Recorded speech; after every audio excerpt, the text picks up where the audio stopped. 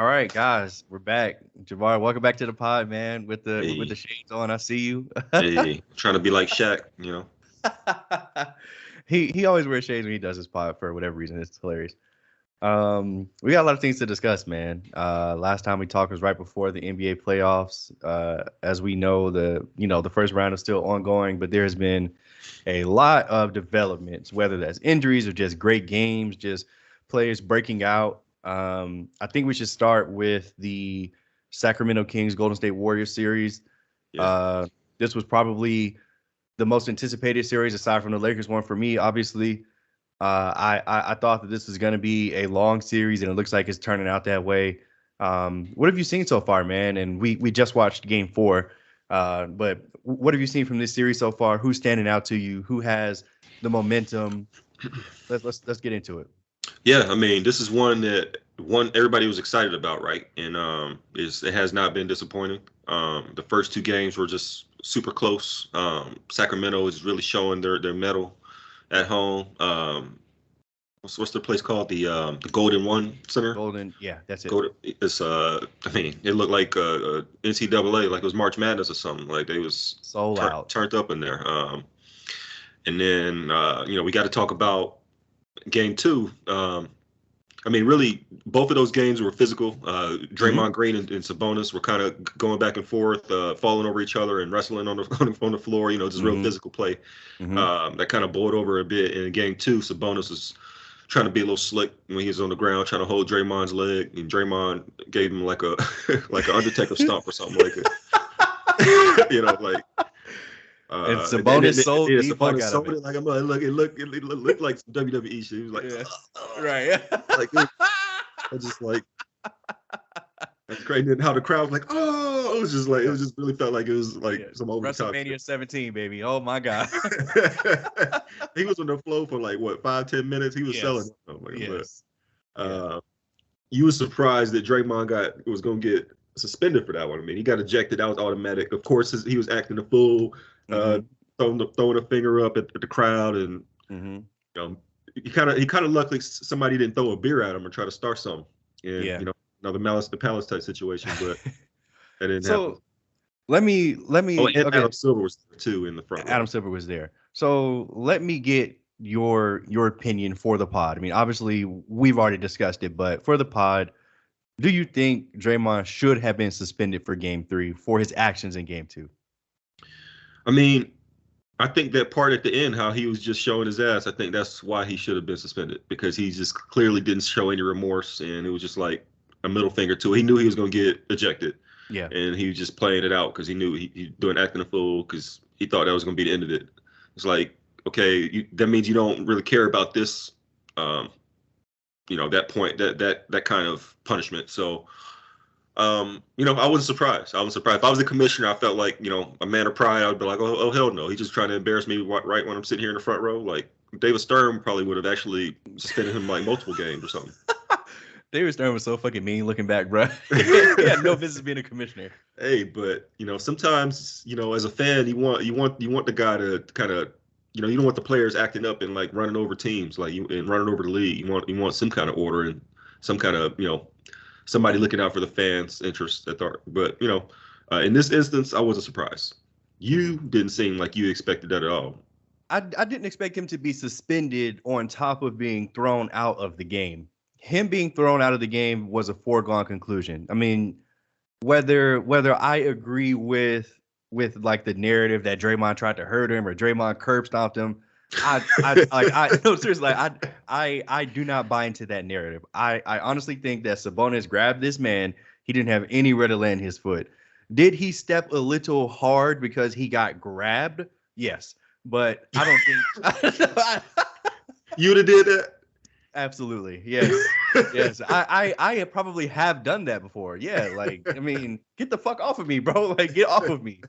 But again, like the aftermath of all that was what I think ultimately led to a suspension. Even so, I don't think it's warranted. Draymond's a star player. This is the NBA playoffs. I mean, nobody wants to see him on the sidelines. He's an integral part of the team. But like I completely understand the other side of the argument. Like you said, like Adam Silver was literally in the crowd. And if Draymond was not careful, that could have been mounted to Palace Part 2, and nobody wanted that aside from Twitter. So yeah. But I mean, it turns out it didn't, it didn't necessarily hinder them, because going into game 3, the Warriors had all the energy, all the momentum. The Chase Center was so loud, just like the one in Sacramento. I mean, the fans are going crazy. Steph was just magical, just like it was tonight. How do you see the series moving forward, man? Because as it stands right now, the home team has won every game. So what are you thinking? I mean, I gotta admit, I did not. I really was doubting where the Warriors. I mean, I didn't think they were just gonna just lay down with Draymond suspended, but I wasn't sure if they had enough. Mm-hmm. So that kudos to them. I didn't catch that one live, so I had to catch the game story and watch all the highlights and stuff for that one. And it's clearly Golden State's figured out that Looney could eat in the boards, because this game, game 3 and game 4, he's rebounding like a madman. Wiggins is getting off. Mm-hmm. Clay had a great game this game. He had a lot of good looks in game 3. Yeah. And Steph is just, he's playing like he's just carrying a load. Like this game, he played like 44, 45 minutes. Yep.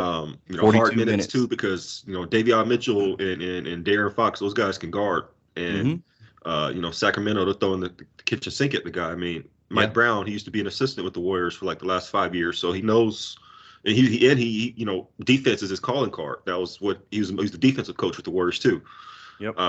So he knows, Steph's game. He knows the Warriors game in and out. And clearly they had that advantage too in the first couple games. Mm-hmm. The Warriors have responded. They've made some adjustments. I'll be interested to see. I mean, there's a couple guys that are kind of on the Kings that are kind of looking a little scaredy. Kevin Hurdy. Yeah, that's where the main guys.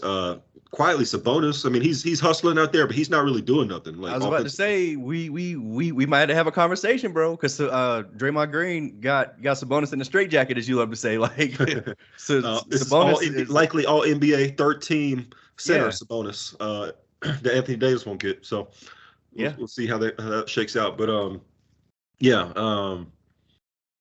Keegan Murray, though, he got off this game, but he was kind of struggling a little bit. So some of the guys that they depend on. I mean, it's kind of just been Fox and Malik Monk has been kind of the consistent. So Monk had a rough game 3, looked like. I don't know, man. It kind of just looks like the Warriors, like Steve Kerr's just basically playing 6 guys, like his starters. And, we brought Draymond Green off the bench, but, Jordan Poole was like the 6th guy. And, basically just rocking with it. I mean, they had a great plus minus, all year. Like their starting lineup's been, great. It's just really they haven't been able to get much from the bench. I mean, it's kind of crazy that they swinging and missing on these lottery picks. Like this, it's not sustainable for them long term. That these are, Steve Kerr just can't figure out how to get these guys minutes. But that's a problem for another season, I guess, because it's in the playoffs. Don't try to win. So 6 guys. This thing about the playoffs. I mean, the minutes go up because they're playing every other day or every few days in between. So you get to see the best players play hard, for extended minutes. It's just amazing. But what about you? How do you think this series will go? Is it just going to go chalk with the home teams, or is Golden State down them here? So, well, before I answer that, I wanna get into some names in this series that I feel are overperforming or underperforming. And Sabonis was the number 1 guy on my list. He's a 20 and 14 guy in the regular season. Historically, he's played decent against the Warriors, but I think Draymond just has his number, bro. Like, I mean, we can talk about the physicality and the shit talking and all that, but Draymond's ability to contest Sabonis' little left hook, like he knows exactly where he's going to shoot. Like all his moves. Yeah. Yes, bro. Like he knows exactly where to put his hand and to move his body so Sabonis can't get off a comfortable shot. And I think it really showed, especially in this game in the last 3 minutes. Like Sabonis was missing layup after layup after layup. Even Fox, who was looking unstoppable. So Sabonis is one guy who I think is underperforming. Kevin Huerter, like, oh my God, we need to put APB out. This dude is getting guarded by Steph the entire series, and he just can't do anything. it's crazy because he's been amazing for them this season. He was probably their best offseason pickup, and the fact that they're not getting anything from him is hurting. From Herter. I didn't even mean to do that. But De'Aaron Fox, man, oh my God, this kid is just incredible. Like, what Magic Johnson, what the fuck were you thinking drafting Lonzo over De'Aaron Fox? Man. Like, woo, like, because this dude, first of all, every time he faces the Lakers, like he turns into like prime MJ on us. So yeah, I mean, we've known that he's been a beast. He's just been hitting up there. Yeah, and now that he's on the big stage, like he's showing it. Like De'Aaron Fox is just incredible, bro. Like, and something that he's added to his game this year in particular is that pull up three. Oh my goodness, I think he had like 4 or 5 threes tonight alone. But just like his speed, athleticism, and like you said earlier, like his ability to guard is just underrated. Like I think De'Aaron Fox is like a superstar, basically. I think he's really, really good. And then Steph. I mean, Steph. people like forget just because I don't know. I feel like every year people need to be reminded how great this guy is, and it seems like every playoff run he does something incredible, like hit 7 threes or whatever, and clinches a game, and it goes it goes basically to the next segment. But shout out to Steph, man. Like, this guy is incredible. Like every time I see him play, I'm just like, holy shit. I don't know if I will ever see this again. Like his ability to just make jumpers contested, I say through this tough defense, like the way he's got to work so hard to get his shots, and how their entire offense revolves around him, his spacing, his ability. Like he's so tough because like just they're so physical with him. They're throwing multiple guys at him. I mean, they're holding them all game. Like it's only so many fouls they can call, and he rocks through it, man. Yeah. So moving forward in this series, man, it's tied 2-2 right now. Sacramento doesn't have to win at Oracle or at Chase Center. So, I mean, but I feel like the Warriors have all the momentum, man. I feel like the Warriors have all the momentum. And I feel like I felt like this after game 2, but I think they're going to win 4 straight and they're going to win in 6. What do you think about that? I mean, I don't know, because this game was so back and forth. It's just like if it could have bounced a different way, or the Warriors almost choked that one away. Like if they would have lost the game, they would have been up against it, barrel to the head. So I don't know if you can say that. I mean, to go at Sacramento, I mean the Warriors can't win on the road this season for some reason. I don't know why. I mean, they just they're just shaky on the road, and it's just been proven out all season. I mean, I know this is the Warriors, and you figure they got that DNA, so they're not just gonna. It's not just gonna be like that. But I feel like there's gonna be another dogfight in game 5. So, you think it's going 7? Yeah, I mean, I can't bet on the Warriors right now. They got to prove it to me again, like this iteration. Yeah. So I won't be surprised if the Kings win game 5. Put it that way. Okay. Actually, that's what I'm leaning towards. Yeah, I'm thinking it's gonna go 7. Kings win 5. Warriors gonna have to win in 7. Okay. That'll be a hell of a first round series, and hopefully, if the Lakers and Grizzlies doesn't extend, that'll give us time to rest because we play the winner of that series. So let's go ahead and move on and get into that series. The LA Lakers and the Grizzlies currently we're up 2-1. There's a lot of things to dissect here as well. So I guess first we can talk about Ja Morant and the fact that he injured his hand and he may have injured his calf again in game 3. What have you seen from Ja, and do you think that he'll be able to play through whatever injury he sustained? And I'm only asking because I didn't see it. I had already left at that point. Yeah, it did seem like that was nothing. Nobody's talking about it. It probably was just a cramp in the game 3. So, but to me, it just seems like the Lakers have a game plan that is going to be tough for the Grizzlies to adjust to, like with the personnel they have. Like at the end of the day, if Anthony Davis shows up to play like he's supposed to offensively, they got really nothing to stop that, and that opens up things for the Lakers' other players, including leaving LeBron James. It makes it easier for him because it opens up the lane on every action the AD has to do when he's running around like actively like that. And then defensively, I mean, clearly the Lakers' plan is to like they're better off with Ja like as a scorer. Like they're kind of inviting him to score. They're going under the screens. AD's dropping back into like the middle range to where kind of inviting him to do floaters. Mm-hmm. And it's been very very effective. And because the Grizzlies, I don't know, like we're pushing Dylan Brooks to shoot.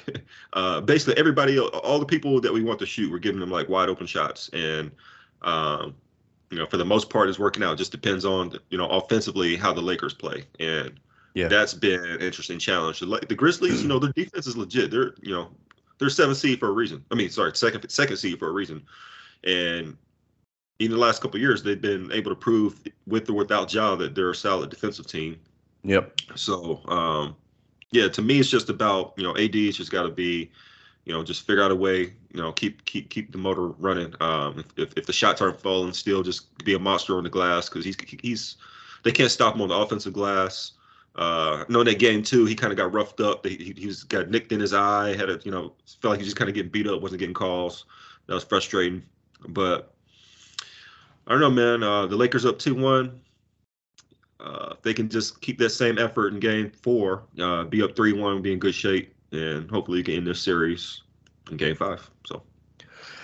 Yeah, man, I have similar thoughts. I mean, first of all, I wanna talk about the energy that we came out with in games 1 and 3, and then the lack of energy we came out with in game 2. So in games 1 and 3, I felt like we were there to kick their ass, and we did. Like you could see it in the way that we moved. You could just see level it, of desperation and attention to detail, all of that. It was just different. And then in game 2, I guess we had already won the split, so they were just like, whatever. So it's like, they just didn't seem to play with that force, that level of care. That's playing soft. Like they were just like, we're better than them. We should beat them. But got to go out there and dunk on these guys, man. You can't just be out here doing all these fadeaways. LeBron. AD. So Dylan Brooks. Let's talk about the Dylan Brooks thing. He called LeBron old. He said he's not going to respect him until he drops 40 on him, and yada yada yada. What are your thoughts on Dylan Brooks, the trash talker, and what are your thoughts on what we saw from LeBron in Game 3 in response to that? I mean, Dylan Brooks, I think if he was on my team, I'd like him because he's a good defender. I give him credit. Mm-hmm. He tries hard. He tries hard, yeah. Like, every team want a guy like that that's scrappy and try hard, and he's consistently bringing that energy every game. Mm-hmm. But man, he takes some terrible shots, and he got the confidence like he's some kind of star. And he's trying to cash these checks that he can't cash. He keeps trying to whatever the phrase is, right checks that he can't cash. Checks that he can't cash. Like he just talk this game and he can't back it up. Like at all. Yeah, so you talking all this shit and you got the Lakers fired up and you can't do nothing about it. Like, so I don't know. I if I was any kind of level of star, I wouldn't give Dylan Brooks any time of day because he's just trying to stay relevant by keeping your name in his mouth, by trying to be attached to it and trying to be in the headlines. Maybe they get some hype up against their team. Kind of they like that mentality, us against the world. Everybody hates us. They want to be that, but. LeBron James, he's been through that. Like he's had all these type of guys throughout his whole career. So I wasn't surprised that he was kind of. I mean, he came out like assertive. So I give him credit. Like but once we got up big, sorry, like, y'all do the rest. Yeah, he kind of was coasting after halftime. Yeah. What do you think? I know, Tex, whether you expected him to come out and drop 35 and be aggressive and do that, or else you wouldn't respect it. But yeah. I mean, I don't care who it is. If somebody talks shit to you and you're at the stature of LeBron James, I think that you have the right to be like, okay, fuck you, I'm going to show you. And he didn't do that. Like you said, like he came out like he was trying to do that, which I loved. Like the first quarter in the sports book was so lit, by the way. Everybody was cheering for everything LeBron was doing. It was crazy. But yeah, it's like you said, like he pretty much coasted the second half, and we ended up winning by 10, I think, because Ja decided to drop 40 on us for whatever reason.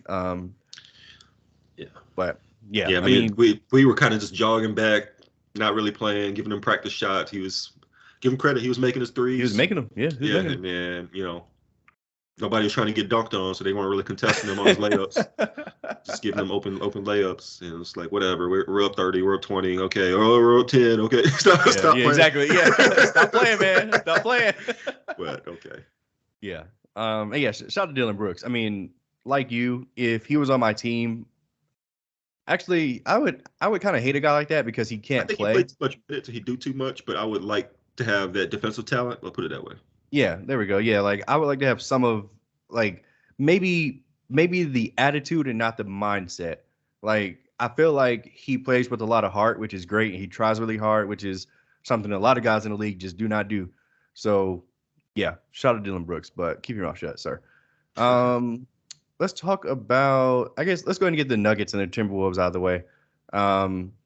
This is a foregone conclusion. I think both of us said it was going to be a sweep. There's this narrative that comes out every year about the Timberwolves and Karl-Anthony Towns about how he's 7 feet and all he does is shoot jumpers. And I'm kind of sick of it because this is just who he is. I mean, and with Rudy Gobert down there, what is he going to do aside from shoot jumpers? So the Timberwolves are just kind of overmatched in this series. Anthony Edwards, they're throwing everything they can at Anthony Edwards, even though he did get off in Game 3 at home. But I think that this series is going to be over tonight as we speak. What do you think? Yeah, I mean, I think they actually missed that kid, Jaden McDaniels. Yeah, for sure. Because, he could be like a small ball 4 to help with Towns playing in a 5. Because the problem with Towns is that, as a center, he's not great defensively. He's kind of, flat-footed and, he just isn't active like that defensively. Whereas Jaden McDaniels, he's long, athletic. So I think they missed that. I don't know if that made a difference really in the series. Maybe they won a game, but even with Ant-Man dropping, he's we called him out. He was not looking good the last weeks of the season, and play-in he was looking actually very bad. Mm-hmm. But he's had 35, 40 the last couple of games. Honestly, these guys they're competing in Minnesota, but yeah, I mean, they're down 3-0. It is what it is. Karl Towns, though, you do got to call out those first couple games. He's getting like 10 points, 11 points, like back-to-back games. Man, come on, man. He's a bum. I feel like they got to do something this offseason. Like, kind of getting Gobert kind of forced their hand anyway because that move was a bust. So it was. It's crazy how bad. Nobody's going to trade for him. I doubt anybody would trade for him at this point. Maybe the Mavericks. They need a big. They need some size maybe, but I think they'd be better off just ripping the Band-Aid off, trading Towns, seeing what they could get for him. Probably got to get some picks back for that terrible Gobert trade. And yeah, just build around Ant-Man. Yeah. Wow. RIP. It's so funny because in the beginning of the season, I at least on paper, I really thought this move was going to help them. Me too, man. I did too. I mean, at least in the regular season. That's what I mean. Yeah, like in the regular season, I thought that they would win 50 games. I thought that they would dominate people inside. And I thought Ant-Man would just emerge into this guy, and none of that really happened. But, shout out to Minnesota. Yeah. Back to the lottery you go. Coach probably getting fired too. Chris Finch. Yeah. RIP. Try to get Nick Nurse or something. Nick Nurse is not going there. Suns and the Clippers. This is a interesting series. We have some injuries to report.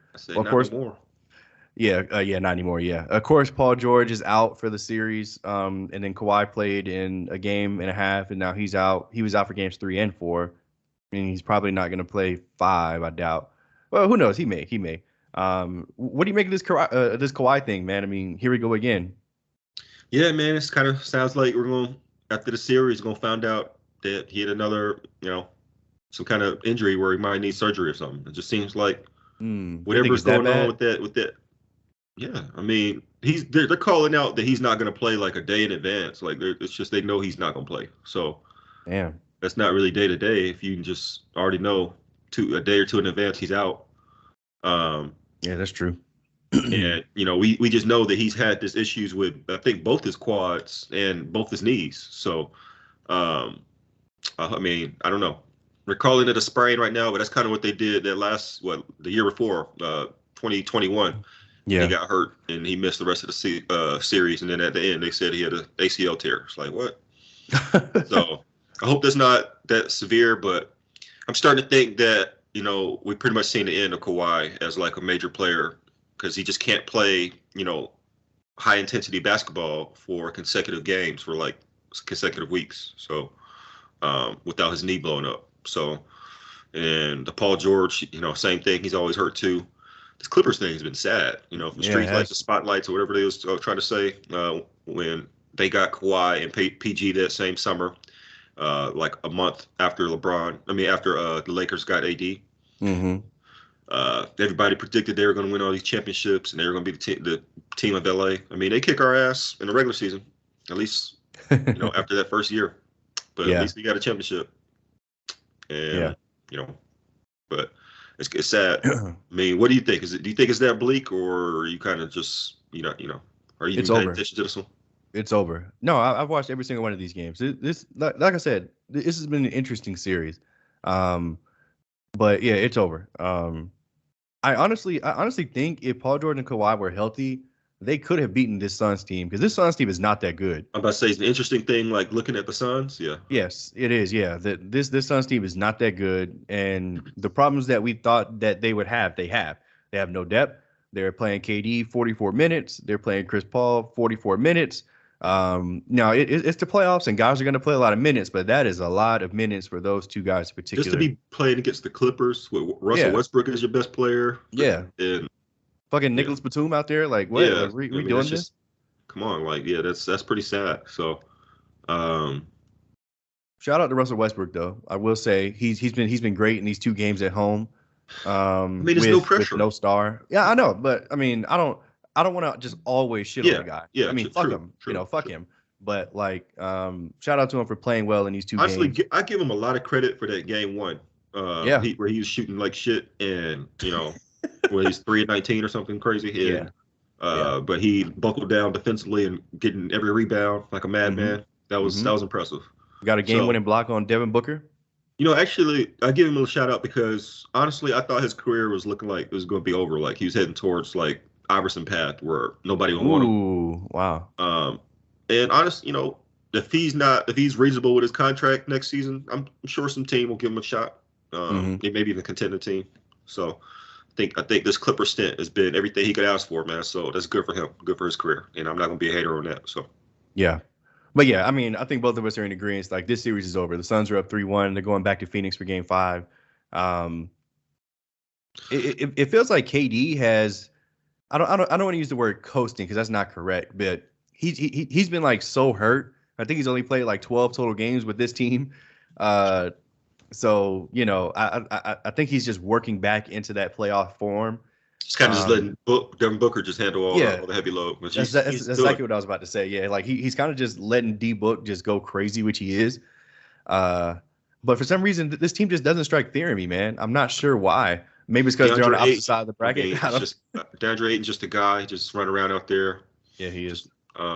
Just all that talent and athleticism for no reason. There's no fire in this game. He got paid. He's cool. Chris Paul, I mean, they're playing off of Chris Paul. They're treating this guy like he is just a scrub, and they're daring him to score because they know he's gonna wear down if he try to shoot too much. And I mean, honestly, he's gonna have to prove it. They'll have to.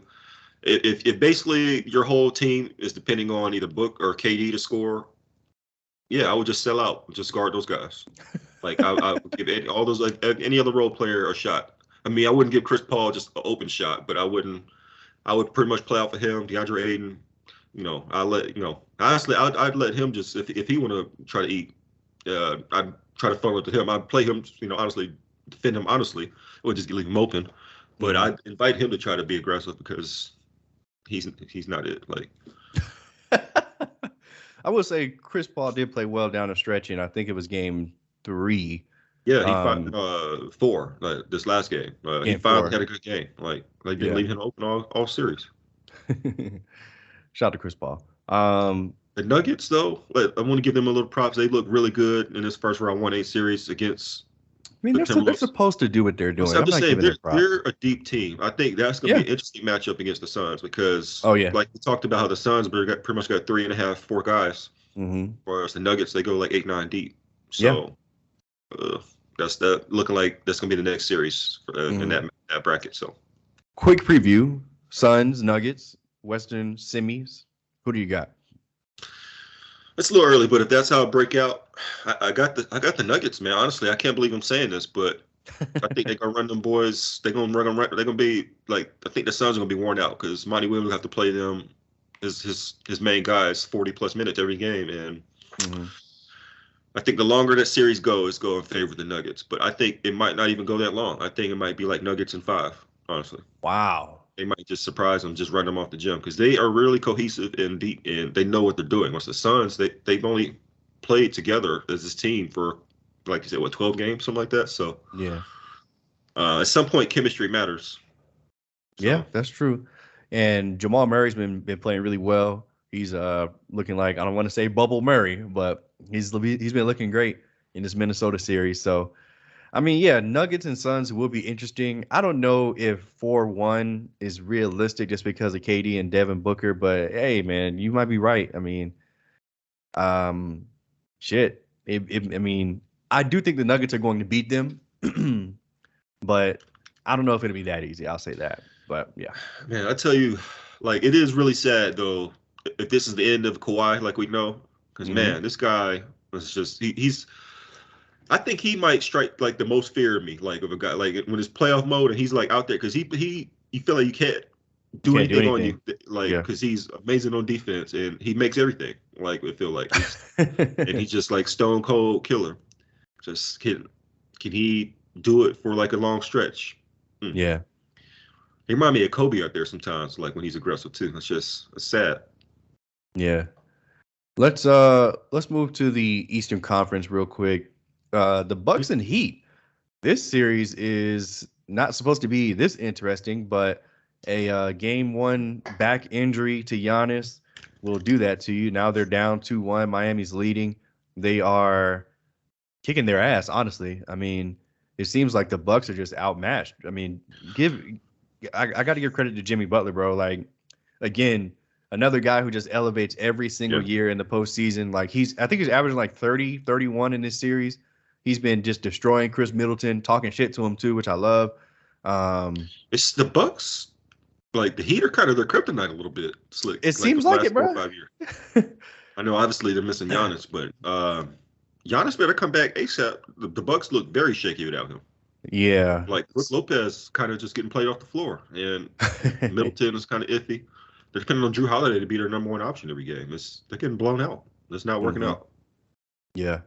I mean, look, you're missing 32 points, 12 rebounds, 5 block, whatever, so I get it. It's tough to win without your best player, but I honestly expected more from the Bucks than what I've been seeing in these first 3 games.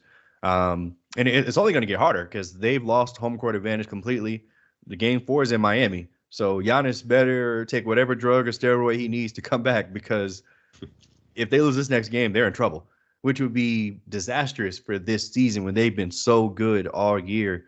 To go out like this, I mean, this would be embarrassing, honestly. But yeah, they are in trouble. That's the cruel thing about injuries, man. It can ruin a season if they come in the wrong time. So I hope Giannis is able to come back though, in some capacity. I understand he won't be 100%. If his back's aching him, but I'm sure they could do something to dole it, or he can at least run around out there decently and be somewhat of a presence. If he's 70%, Giannis is better than nothing. Yeah. So, because otherwise, if you get in a 3-1 situation, the Heat are some killers, man. Eric Spoelstra, some killers. Brilliant coach. It's surprising. I didn't expect this any kind of drama in this series when we saw it in the beginning. But let's see. The Heat, they're missing Tyler Hero. I mean, it's good. I don't know if they can generate offense consistently, like for long stretches without him though. Since he broke his hand, he's gonna be out for the entire playoffs. Man, imagine if the Heat do mess around and win, though. That would just be like the door opening up for Philly. Though they're dealing with injuries themselves, but it doesn't sound like, hopefully that Embiid, we'll talk about that here soon, but hopefully that's not a serious injury. Yeah. But I don't really have much else to say. If Giannis doesn't come back, the Bucks are in very much so in trouble. Yeah, they're in trouble. If he does come back 70% capacity, I think that.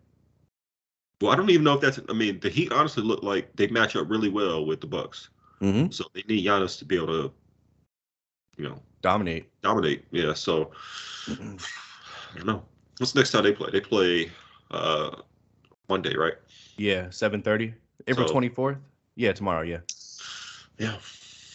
It'll be an interesting series. But I am expecting to get the news that Giannis is going to play. I mean, I feel like he's got to play, right? Yeah, he can't miss 3 straight playoff games. So technically 4 because he only played in 20 seconds of the first game. So said you need to take a shot or whatever, bro. It's the playoffs. Yeah, we're not losing, nigga. Talk about the Cavs and the Knicks. This series is not going how I thought it was going to go. Yeah, this one surprised me too.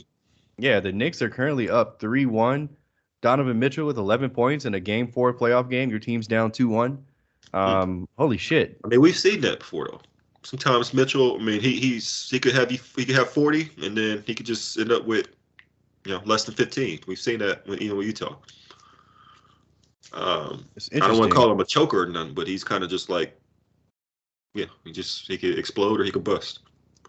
Whoa. That's what she said. Yeah, I think, man, I gotta give credit to the Knicks, man. Like they're in Tom Thibodeau, like their game plan on Donovan Mitchell just to double him as soon as he gets the ball. If he's the only guy that has playoff experience on the Cavs, everybody else is shook.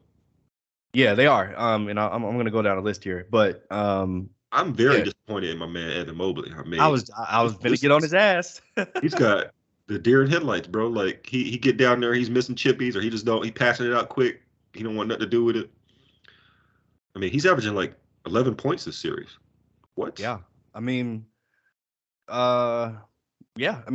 Julius Randle, Mitchell Robinson, and guys like that. Even Hartenstein is like in the straitjacket. He got them scared. Yeah, like it's playoffs is different, man. I mean, the amount of things you can get away with and the physicality is just different, and it takes guys different times to adjust. But I want to talk about Darius Garland too. I mean, he started off this series very slow. In Game 3, he picked it up. In Game 4, he was hooping too. But if he's your number one option and Donovan Mitchell isn't, it's gonna be hard for the Cavs to win, man. I mean, I don't want to say it's over because I honestly don't think it is. I mean, the Cavs still have 2 potential games at home. I think that they can still win this series, but it is not looking good. And I wouldn't be surprised if the Knicks somehow won in Game 5 and finished it out based on what I've seen. Yeah, I have not liked how the Cavs have responded to pressure. They look shook in Game 1. They look shook in MSG. I mean. And it doesn't really look like they have anywhere to turn to. Yeah, I mean, they've got to think about because I think it's over. I think the Knicks are going to win this in 5. Wow. Okay. I think the Knicks have that hunger. They have a little bit more experience and they do way more coaching experience. So, like we got to give Tibbs his credit. Like he's in the film room looking exactly what to do. Yep. He's got scouted where Bernie Bickerstaff. Is that his name? The Cavs coach. He's JB Bickerstaff. JB Bickerstaff. Yeah, Bernie's his dad. Sorry, JB Bickerstaff. Starting 2 bigs that don't shoot, it's tough in this day and age. It's tough, man. It's tough. And now the paint is crowded, and Mitchell has nowhere to go. They're double teaming Mitchell. LeVert can't shoot. So the Cavs they got to get some shooters, man. They got to figure out. They might have to. I know they got Allen to help let Mobley develop and get put on some weight and get used to playing being a big man down there. But it might be time to maybe consolidate, either have one of them off the bench or trade one of them. And Mobley, he's got to look in the mirror, man. Like you're supposed to be that guy, and this. I haven't seen one game where he's like looked assertive out there. It looked like he at least is going out swinging. Yeah. So that's very disappointing to see. As a Cavs fan, that's probably like the worst part. If you lose, well, at least it's experience. And maybe, at the end of the day, it's experience too. It's his first playoff. I think it's his 3rd season. So, he's got hell of potential. Like if you guys have heard, any previous pods when we talk about the Cavs, that's usually my guy that I'm always piping up. Mhm. So hope to see him get in the lab and develop a jumper and develop a mean streak. But I like the Knicks, man. I like what they got here, man. Getting Josh Hart was just perfect for these guys. And Yeah. He fits in so well with them. And then, one of my guys, Brunson, man, I tell you, like, this is someone you can win a ring with, man. Maybe not your best player, but like I feel like he's a point guard that you can win a ring with. And I mean, he's legitimate out there. He ain't scared. He's tough. He can make shots in the clutch. Yeah, knocks down his free throws. I think for the Knicks to like be a real threat, Randall has to be elite, and I don't think he's been elite in a single game in this series. He got hurt, right? So he's kind of. I mean, we can use that excuse if we want. I mean, like I'm talking about before the like series. in the series, like in the series, yeah, no. Like when there was a blowout in game, the last game, game 2, yeah, Jared Allen went and gave him a hard foul, and he kind of hurt his back and his arm or something like that. So I think that's why he was rough in his last game, anyway. Okay, maybe. I mean, he still played, but yeah. Shout out to the Knicks again. Like I did not see this coming. Shout out to Jalen Brunson. He's been pretty great in every game this series, aside from game 3, I believe, or game 2. Sorry. But yeah, I mean, I can't believe I'm saying this, but the Knicks and the Heat might advance, and the Cavs and the Bucks might lose. That's crazy. That is crazy. Let's talk about this Sixers and Nets series. Oh, go ahead. Sorry. Yeah, I was gonna say I actually misspoke earlier when I was talking about the Sixers, saying they would line up with the Heat. That was the wrong way to bracket. It would be these two teams, especially. Yeah. Heat Eastern Conference Finals. Let's talk about the Sixers and the Brooklyn Nets. This series is over already. 4-0. I mean, this is pretty much what we thought was going to happen again.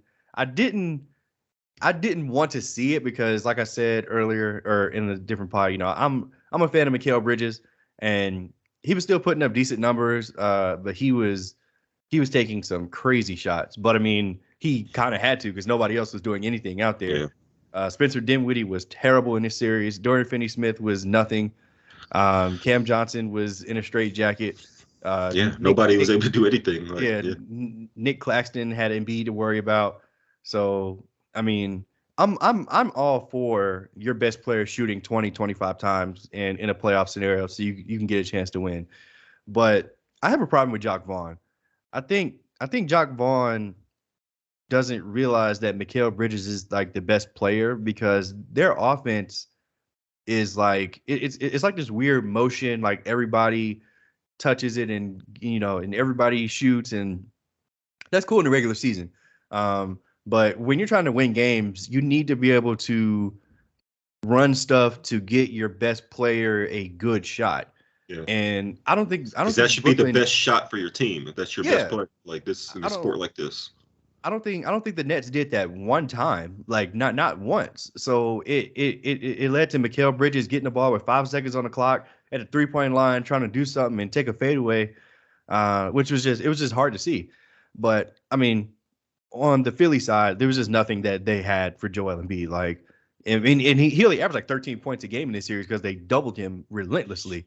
Like on the touch, go. Like we need to send 2 or 3 guys at him.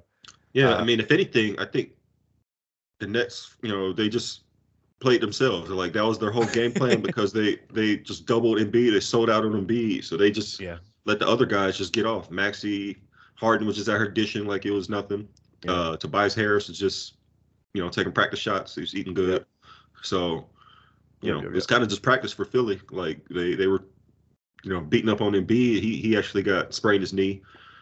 Game 3, I mean, the Nets went all out on just trying to basically just goon ball. It was just trying to hack and trying to get Philly to try to fight. Hitting Embiid. That's where they had the little. Just right after Draymond Green got his ejection and suspension and all. Everything for his flagrant foul situation. So they brought up the whole if you get hit in the groin thing. And Embiid, like I was saying, Claxton was just trying to antagonize and mess around with Embiid. And when Embiid was on the ground, he's kicked up as Claxton tried to step over him and I guess hit him in the Yeah. groin. So that was some little controversy there. And Harden got ejected for trying to push off and hit guy in the groin too. So, but whatever. They're past that one. It was as easy as I thought. I pretty much thought it was going to be a sweep. Mm-hmm. Yeah. I don't even know if this was good for Philly because, like I said, now the Embiid is hurt. I don't feel like they really got pushed. But it's pretty much an easy series. That's what you want in the first round. If you're a championship contender. That's exactly what I was going to say. I mean, this is pretty much what you pray for in the first round. Like you want a 4-0 sweep so you can rest and get ready for the real challenge in the semifinals, which is going to be the Celtics. You know, I realize that the Hawks are trying to play their hearts out and not get swept, which is cool. Yeah, baby, but it's over. But let's talk a little bit about it, man. The Celtics and the Hawks series. This series really hasn't been anything that surprised me. I mean, the Celtics destroyed them in games 1 and 2. They were locking Trey up. DeJounte Murray was getting off, but that's not enough. John Collins is a pedestrian. Like there's literally no difference between me and him right now. Shout out to Clint Capella. He's rebounding the ball and trying to defend the paint, but the Celtics just have too many weapons. I was about to say it's just a talent gap, I think. Mm-hmm. Yeah. And I mean, Trey did have a good game 3 in Atlanta. And we'll see what happens in game 4. But like, even if Boston loses this game in tonight in Atlanta, I still give the Atlanta Hawks no shot to win this series. That's just how I feel. Yeah. I would be shocked if they win any more games, put it this way. I mean, because it's just the talent gap. I just feel like if the Celtics, they just try real hard, you know, assuming there's no injuries. I haven't seen enough from the Hawks that they can hang with these guys, man. Like Trae Young, like these guys have to basically get hot from 3, which that hasn't happened yet. Trey's had a good game 3, but he still hasn't really got off yet. Like as far as like hitting like 5 threes or something. Right. But yeah, I just feel like the Hawks have definitely. I mean, everybody knows it. Since the year they made the conference finals, they traded a couple guys, and now they're kind of getting a little older, and feels like this kind of might be their last hoorah. Well, it's possible. They might just see what's out there for Trey. We'll see. There might be some teams that might be willing to really shuffle, and Trae Young's out there that might be able to get you some. So, or maybe not. Maybe nobody wants him. The coach killer himself, Trae Young. Yeah, it'll be interesting. It'll be interesting for sure. Okay, hold on. Let's just sidebar. Like, can you think of like 3 teams that would make sense for Trae Young? Let's see. The Wizards, so that's one, right? The Wizards make sense. Like a bill for Trae Young trade straight up. How does that make sense for the Wizards? Say they're trying to get off the bill deal where they're paying him $50 million. Just his contract. Yeah, they need a point guard. Okay. I mean, that wouldn't be my first option if I was the Atlanta GM, but okay. I don't know. I mean, it would have to be somebody that doesn't have like a great point guard yet. So who doesn't have a great hard point because everybody's either got a good young point guard or, you know, Trey wouldn't fit or a tank team. I was about to say, what about the Pistons? Nah. What about Houston? Trey and Victor Wembanyama? Give up Kevin Porter Jr.? That's it? I mean, yeah, and picks. You know, yeah. Kevin Porter Jr. Damn, that's all Trae Young worth? Not Bradley Beal, but a Kevin Porter Jr.? he's a young rising star in the eyes of the league. Stop it. Yeah, hey, and I said in the eyes of the league, not me. The NBA scouts love Kevin Porter Jr. He a point guard too? I mean, maybe Jalen Green make more sense. Jalen Green, yeah. Or Jabari Smith. Yeah, get him out. All 3 of them, get him out. Actually, I think Jabari. Okay, anyway, I'm going on a tangent. But I'll say Jabari Smith. He ended the year pretty decently. He did. I agree. I think he was finally trying to, or I think he was finally like getting himself together and getting used to the physicality. And yeah, but yeah, I don't know. I mean, shout out to the Hawks, but it's a wrap for you guys in this series. So if we're looking ahead, Celtics and the Sixers will be the next matchup in the Eastern Conference semis. We don't know what the other ones are yet. So, what do you think, man? Celtics and the Sixers. This is going to be either a really really fun series or a really really sad series. Yeah, I What's mean, your I opinion? hope Embiid is able to play first of all, Yeah. and is effective. Man, because I would love to see it. Um, I mean, I'd be rooting for Philly in that one, but I think the Celtics just been kicking the Sixers' ass like the last 4 or 5 years or so. Like they They just had their have. number. It's just like in that triangle between the Celtics, Sixers, and Bucks. It's like the Sixers can beat the Mm-hmm. Bucks beat the Celtics beat the Mm-hmm. Sixers. It's Mm-hmm. Yeah, I mean, it's so funny because you would think Embiid would have like a super matchup advantage against like an Al Horford or Robert Williams, but both of those guys guard him really well historically, anyway. yeah. Um, and they have nothing for Tatum and Jaylen Brown. PJ Tucker, he just can't do it. And Tobias Harris, oh Lord. Um, so yeah, I mean, I wouldn't be surprised if the Celtics swept them. Oh I'm no no being no no real. I'm no no being no real, bro. I wouldn't be no no no no surprised. no no no no no. That's Do what you I'm think that's saying. on the table? I don't even think that's on I the think table. it's very possible. I think it's very possible. That would really Now, surprise me. I mean, obviously, I'm saying that with everybody healthy, like That would be Embiid a could be, statement. If the yeah, Celtics, the Sixers, okay, they're the best team in the playoffs. yeah. I mean, I'm just saying that I think I think it's possible. I really do. I think the Celtics are that good. But hey, we'll see. It'll be fun. It'll be fun to see what happens. And man, also just wanted to give a shout out to Victor Oladipo. You know, he hurt himself last night. Probably the Again? end of, yeah, his knee blew up, man, on a Oh man, non-contact play towards the end of a game in garbage time, actually. that And he even sucks. said it. He said it's over. Like he kind of knew it was bad, and it was reported today that it was some kind of bad knee sprain that required surgery. Wow. So it's probably it for him, man. Like he can't stay healthy. Like ever since he blew out his quad. If you blow out your quad, that's basically blowing up the thigh and the surrounding tendons and stuff on the knee. Because a lot of times you blow your quad, you pretty much tear your knee up too. Hmm. So that's a lot of restructuring there, and it seems to be like almost like one of the worst injuries you can get nowadays, like Yeah. that and Achilles. Um, Damn. and so he had that. He had a couple torn ACLs, I think, since he tried to come back from that, and sound like this might be another one. So yeah, man. So just he had a good like his first couple years in Indiana, like he blew up, was all-star. I really loved his game. That's why I'm just sad to see. So Yeah. Shout out to Victor Oladipo. God damn. I didn't realize that happened in the game last night. But yeah, look, man, great pod. Another one bites the dust. No, I'm just kidding. That was me.